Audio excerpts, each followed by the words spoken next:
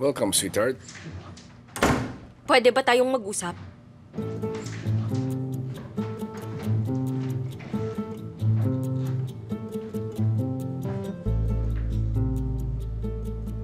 Akala ko pumunta ka rito para makita ako. Ano nangyari?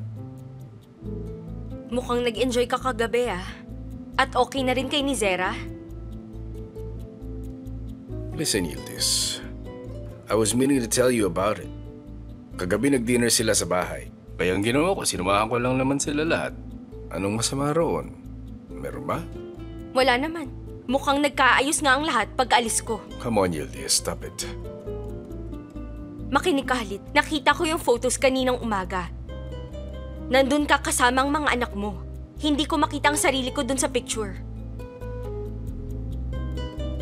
Yildiz, isa sa mga tuntunin sa marriage ay makibagay sa buhay ng partner mo.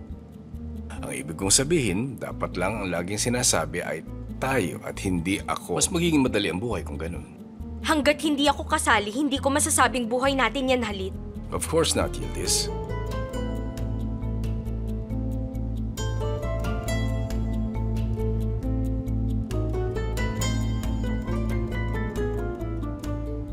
Gusto ko na ng divorce. Ginawa ko ng lahat. Mukhang labis na ang naranasan mong paghihirap.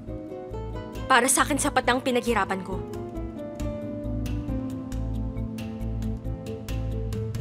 Sigurado ka ba? Oo. I see.